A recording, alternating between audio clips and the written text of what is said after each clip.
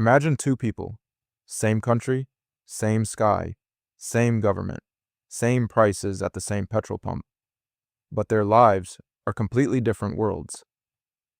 One wakes up wondering if there's enough money for dinner. The other wakes up wondering which country to fly to this weekend.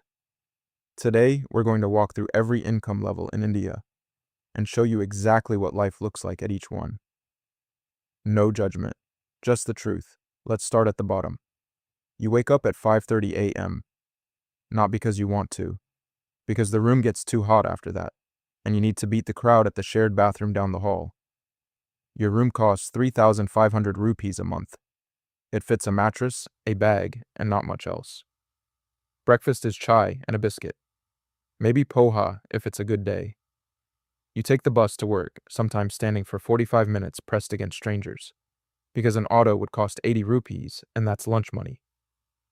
At this level, every rupee has a job.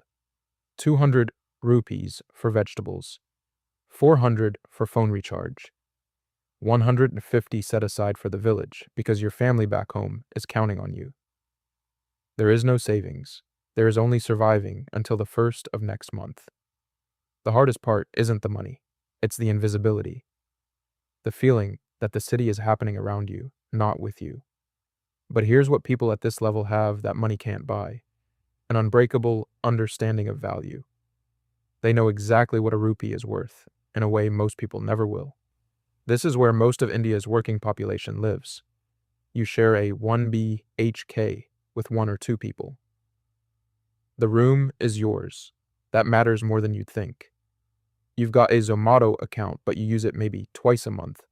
A small luxury you protect like it's sacred. A secondhand bike has changed your life. The freedom of going anywhere, anytime, without calculating auto fares, that feeling is real. You can afford decent food, some clothes, and your phone EMI. Maybe a weekend movie once in a while. But saving is hard. 2,000 rupees here, 3,000 there. Any surprise, a medical bill, a family emergency, a broken phone, wipes it out completely. The anxiety at this level is specific. You're okay right now, but one bad month could send you backwards. That thought follows you everywhere. Still, you have momentum. You can feel the ladder, and you're climbing. This is where life starts to open up. You live alone or with a partner.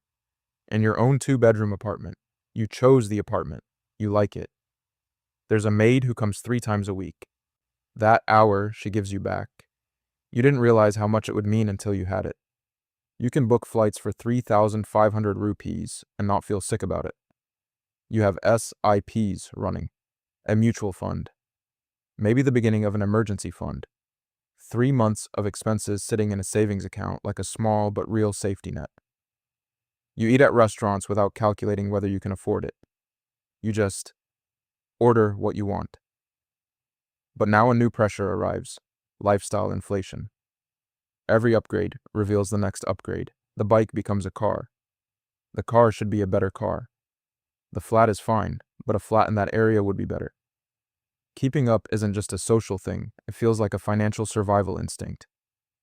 And it's the trap that stops most people at this level from ever reaching the next one. The ones who escape it, they start investing the difference instead of spending it. You've made it to what India calls the upper middle class, and it feels good. You own a car, a real one. You have actual choices. International trips are a plan, not a dream. Bali last year, Thailand next, maybe Europe if the stars align. Your kids, if you have them, go to a private school that costs more than your parents' entire monthly salary used to be. You have a financial advisor now, or at least a CA you call twice a year.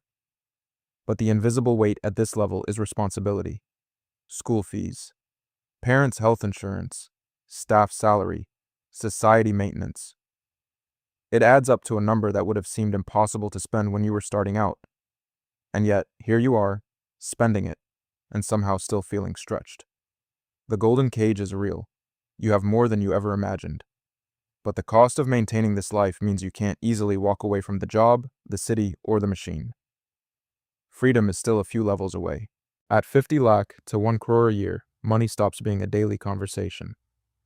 You don't check prices at restaurants. You book business class for longer flights because economy genuinely hurts your back, and you can fix that now. You do. Your investments are working harder than most people work at their jobs. Equity, real estate, maybe a startup better too. Your problems are different now. Not, can I afford this? But, how do I protect what I've built? Tax planning, wealth management. The right school not just in India, but the option of abroad. You've started to notice that money above a certain point stops adding happiness and starts adding complexity. More assets mean more decisions. More decisions mean more mental load. The interesting thing about this level, most people here are quietly more anxious than the people 2 levels below them think they are. Because now you have something to lose. This is a different country, not India as most people experience it, but India as it was designed for a very small number of people. Private hospital rooms that feel like hotels. Flights booked the same day. A driver, a cook, a personal assistant. Problems that other people solve for you before you fully finished having them. At this level, time becomes the real currency. Because money is no longer the constraint, time is. And the wealthy protect their time with the same ferocity the poor protect their money. But here's what nobody tells you about extreme wealth. The relationships change. You never fully know who's there for you versus who's there for what you represent. That question, it follows you. And the meaning question. Because once survival is handled, and comfort is handled, and luxury is handled, what are you actually doing this for? The happiest people at this level have a clear answer. The unhappiest ones are still looking for it. 6 levels. 6 completely different lives. Same country. Same sky. Here's the truth nobody wants to say out loud. Every level has its own version of stress, its own version of joy, and its own trap designed specifically to keep you exactly where you are. The trap at the bottom is survival mode. The trap in the middle is lifestyle inflation. The trap at the top is the golden cage. The people who move through levels fastest, they're not the smartest, not always the hardest working. They're the ones who clearly see the trap at their current level and consciously refuse to fall into it. So which level are you at right now? And more importantly, what's the trap you're walking into? Think about it.